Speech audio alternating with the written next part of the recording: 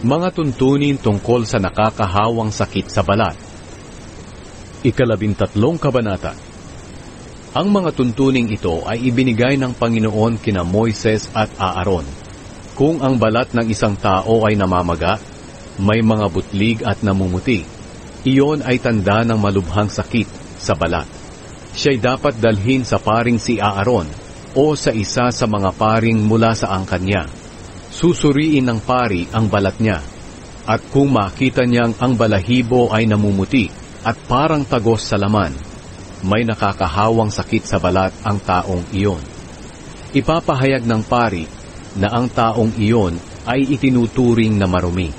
Pero kung ang namumuting balat ay hindi tagos sa laman at hindi rin namumuti ang balahibo, ibubukod siya ng pari sa mga tao sa loob ng 7 araw. Sa ika-7 araw, susuriin siyang muli ng pari.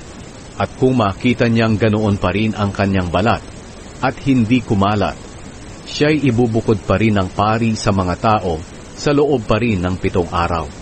At sa ika-7 araw, muli siyang susuriin ng pari. At kung gumaling na ang kanyang sakit sa balat at hindi ito kumalat, ipapahayag ng pari na siya'y malinis na, dahil ito'y butlig lang. Pagkatapos nito, lalabhan ng tao ang kanyang damit, at siya'y ituturing na malinis na. Pero kung kumalat ang mga butlig sa kanyang balat, pagkatapos na siya'y magpasuri sa pari, at ipinahayag na siya'y malinis na, dapat muli siyang magpasuri sa pari.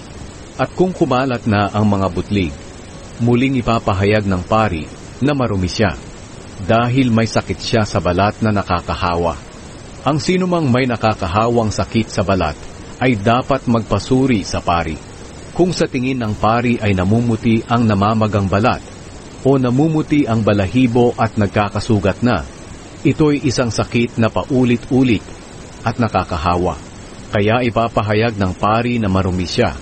Hindi na kailangang ibukod pa siya para suriin, dahil tiyak nang marumi siya. Kung sa pagsusuri ng pari ay kumalat na ang sakit sa buong katawan ng tao, kailangan pa rin niya itong suriing mabuti. At kung talagang kumalat na nga sa buong katawan ang sakit at namumuti na ang lahat ng kanyang balat, ipapahayag ng pari na siya'y malinis. Pero kung sa pagsusuri ng pari ay nagkakasugat na ang kanyang sakit sa balat, ipapahayag niya na ang taong ito'y marumi at may sakit sa balat na nakakahawa. At ang lumalabas sa sugat ay ituturing na marumi. Ngunit kung gumaling ang sugat at pumuti ang balat, muli siyang magpapasuri sa pari. At kung makita ng pari na talagang magaling na ito, ipapahayag ng pari na malinis na siya. Kung ang isang tao'y may bukol na gumaling, pero muling namaga o namuti, ito'y dapat ipasuri sa pari. At kung nagkasugat at ang mga balahibo ay pumuti, ipapahayag ng pari na marumi ang taong iyon, dahil ang taong ito'y may sakit sa balat na nakakahawa, at nagsimula ito sa bukol. Pero kung sa pagsusuri ng pari ay nakita niyang hindi naman nagkakasugat ang balat, at hindi rin namumuti ang balahibo, at parang gumagaling na ito, ibubukod siya ng pari sa mga tao sa loob ng 7 araw. Ngunit kung ito'y kumalat sa ibang bahagi ng balat, ipapahayag ng pari na siya'y marumi, dahil iyon ay tanda na may sakit siya sa balat na nakakahawa. Pero kung hindi naman kumalat, at ito'y peklat lang ng gumaling na bukol, ipapahayag ng pari na siya'y malinis. Kung ang isang tao ay napaso at naimpeksyon ito, at ito ay namumuti o namumula, ito'y dapat ipasuri sa pari. At kung ito'y nagkakasugat at ang balahibo ay namumuti, may sakit siya sa balat na nagsimula sa paso, ito'y nakakahawa, kaya ipapahayag ng pari na siya'y marumi. Pero kung sa pagsusuri ng pari ay wala namang nagkakasugat at hindi rin namumuti ang balahibo, at parang gumagaling na ito, ibubukod siya ng pari sa mga tao sa loob ng 7 araw. At sa ika-7 araw, muli siyang susuriin ng pari. Kung ang sakit ay kumalat sa ibang bahagi ng balat, ipapahayag ng pari na marumi siya, dahil iyon ay tanda ng sakit sa balat na nakakahawa. Pero kung hindi naman kumakalat at medyo gumagaling na, pamamagalang iyon ng napasok. Kaya ipapahayag ng pari na siya'y malinis. Kung ang isang tao ay may tanda ng nakakahawang sakit sa balat sa ulo o sa baba, dapat ipasuri niya iyon sa pari. Kung iyon ay sugat na nga, at ang buhok o balbas ay naninilaw at madalang ang pagtubo, ipapahayag ng pari na ang taong iyon ay marumi, dahil may sakit siya sa balat na nakakahawa sa ulo o baba. Pero kung sa pagsusuri ng pari ay nakita niya na hindi naman lumalalim ang sugat, at wala nang maitim na buhok o balbas, ibubukod siya ng pari sa mga tao sa loob ng 7 araw. At sa ika-7 araw, muling susuriin ng pari ang kanyang sakit sa balat.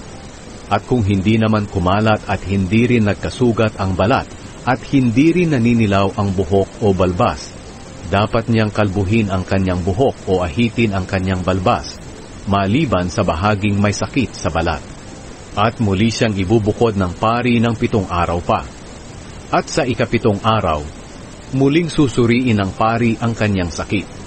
At kung hindi na kumalat ang sakit sa balat at hindi rin nagkasugat, ipapahayag ng pari na siya'y malinis. Kaya lalabhan niya ang kanyang damit at ituturing na siyang malinis. Pero kung ang sakit sa balat ay muling kumalat sa kanyang katawan, pagkatapos na maipahayag ng pari na malinis na siya, muli siyang susuriin ng pari. At kung kumalat na ang sakit sa kanyang balat, hindi na niya kailangang magpasuri pa sa pari. Kung may buhok o balbas na naninilaw, dahil tiyak na marumi siya. Pero kung sa pagsusuri ng pari ay hindi iyon kumalat at may itim na buhok o balbas na tumutubo, magaling na iyon. Kaya ipapahayag ng pari na siya'y malinis. Kung may namumuti sa balat ng isang tao, kinakailangang magpasuri siya sa pari. At kung ang mga namumuting balat ay maputla, iyon ay mga butlig lang na tumutubo sa balat. Kaya ang taong iyon ay ituturing na malinis. Kung ang isang tao ay nakakalbo sa bandang noo o sa gitna ng ulo, malinis siya. Pero kung may namumula at namamaga sa nakakalbong bahagi ng kanyang ulo, dapat siyang magpatingin sa pari. At kung ang namumula at namamaga ay katulad sa nakakahawang sakit sa balat na tumutubo sa ibang bahagi ng katawan, ipapahayag ng pari na marumi siya. Ang taong may sakit sa balat na nakakahawa ay dapat magsuot ng punit na damit. Guluhin niya ang kanyang buhok at takpan ang ibabang bahagi ng kanyang mukha. At siya'y sisigaw, "Ako'y marumi! Ako'y marumi!" Siya'y ituturing na marumi habang siya'y hindi gumagaling sa sakit niyang iyon. At dapat siyang tumirang nag-iisa sa labas ng kampo. Mga tuntunin tungkol sa amag sa damit. Kung ang may sakit sa balat na nakakahawa ay magkakaroon ng amag sa damit na lana o linen o anumang gamit na yari sa balat, ito'y dapat ipasuri sa pari. Pagkatapos suriin ng pari ang damit o balat, ibubukod niya iyon sa loob ng 7 araw. Sa ika-7 araw, muli itong titingnan ng pari. At kung kumalat pa ang amag, ituturing na marumi ang damit o balat na iyon at dapat sunugin dahil ang amag na ito ay kumakalat. Pero kung sa pagsusuri ng pari ay nakita niyang hindi naman ito kumakalat, palalabhan niya ang damit o balat na iyon at ibubukod sa loob ng 7 araw. Pagkatapos ng 7 araw, muli itong titingnan ng pari. Kung ang amag ay hindi nagbabago ang kulay, ang damit o balat na iyon ay ituring na marumi, kahit hindi na kumalat ang amag, at dapat sunugin. Nasa labas man o nasa loob ng damit ang amag.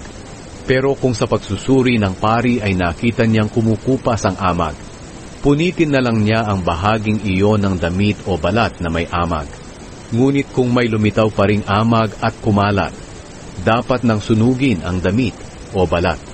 Kung nawala ang amag pagkatapos labhan ang damit o balat, muli itong labhan at ito'y ituturing na malinis na.